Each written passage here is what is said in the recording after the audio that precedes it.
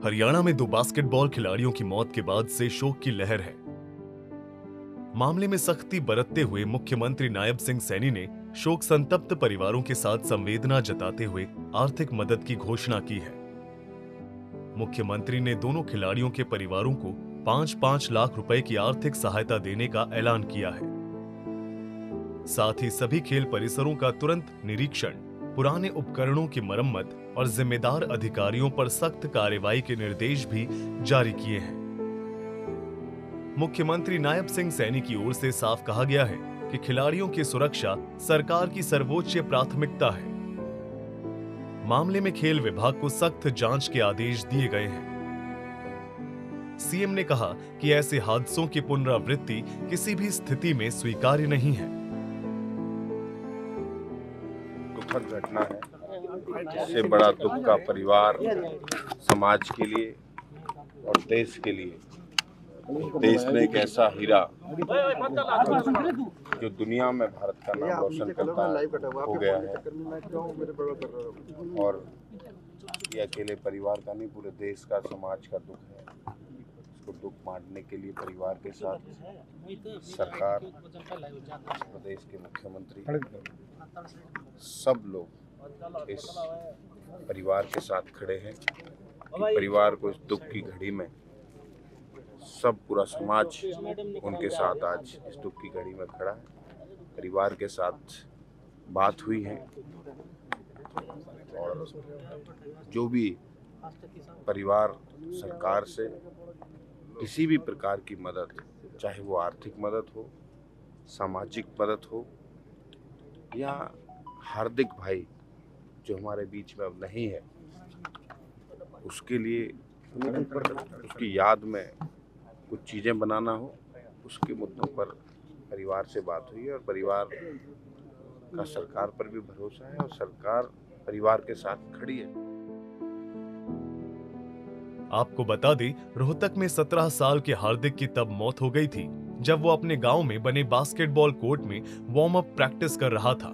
कई मेडल जीत चुके नेशनल खिलाड़ी हार्दिक पर डंक के दौरान पोल गिर पड़ा, जिससे उसकी मौके पर ही मौत हो गई। हार्दिक 3 सब जूनियर नेशनल और एक यूथ नेशनल खेल चुका था और उसको इंदौर की बास्केटबॉल फेडरेशन एकेडमी में भी चुना गया था। हार्दिक के परिवार में बच्चे की मौत के बाद से शोक की लहर है। परिवार की बस यही गुहार है कि प्रशासन इस ओर गौर करे ताकि फिर से ऐसा कोई हादसा ना हो। उसे इंडिया प्लेयर बनाना था कि वो सबसे अच्छा खिलाड़ी बने, इंडिया के लिए, इंडिया का नाम रोशन करे। तो सपना भी यही था। तैयारी भी करे तो 2026 के लिए हुआ, यूथ खेलने के लिए इंडिया की तरफ। अभी सिलेक्शन था उसका?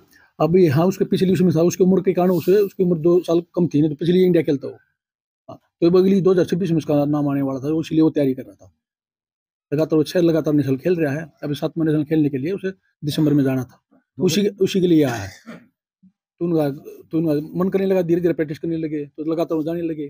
फिर मैंने उन्हें कहने की जरूरत नहीं, फिर तो दोनों भैया पहले वो हार्दिक खेलने लगा, उसके बाद वो अपने खुद कामयाब हो गया, तो अपने भाई को मैं अपने भाई को कामयाब करना चाहता हूँ। लापरवाही ऐसी है कि 2023 में ग्रांट आई थी इनके उसकी रिपेयर की, तो इनकी रिप्रेजेंटेशन भी भेजा, ये कोच भी हैं उसके, तो उन्होंने कहते रहे कि अभी कराएंगे, लेकिन इसकी डेथ होनी थी और कुछ नहीं, ऐसे गिरा है। आपने शायद इसका वो देखा होगा, तो कोई चांस ही नहीं मिला। और नेशनल लेवल 4 बार का नेशनल खेला हुआ लड़का है और 17 साल की एज में ये नेशनल लेवल का प्लेयर था। इतने एफर्ट्स किए इसने, डेडिकेटेड प्लेयर था, अकेला ही प्रैक्टिस कर रहा था और बच्चे दूसरे पोल पे कर रहे थे, ये अकेला उस पोल पे कर रहा था। और एक बार रिंग के पास गया, रिंग नहीं मिला इसको, दूसरी बार जब किया तो इसने जो ही रिंग पकड़ा, पोल उसकी। रोहतक से पहले बहादुरगढ़ में भी एक ऐसे ही मामले में 15 वर्षीय खिलाड़ी अमन की मौत हो गई थी। यहाँ भी जर्जर बास्केटबॉल पोल गिरने से घायल हुए अमन ने मंगलवार सुबह अस्पताल में दम तोड़ दिया। पीड़ित परिवार सख्त से सख्त कार्रवाई की मांग कर रहा है ताकि देश के नौनिहालों की ऐसी दुखद मौत ना हो। बहरहाल मुख्यमंत्री नायब सैनी ने इस पूरे मामले में सख्ती बरतते हुए जांच और सख्त एक्शन के आदेश दे दिए हैं। लगातार 2 मौतों के बाद हरियाणा ओलंपिक संघ ने 3 दिन तक सभी खेल आयोजनों को स्थगित कर दिया है। सूर्या समाचार के लिए रोहतक से दीपक भारद्वाज और बहादुरगढ़ से प्रदीप धनखड़ की रिपोर्ट।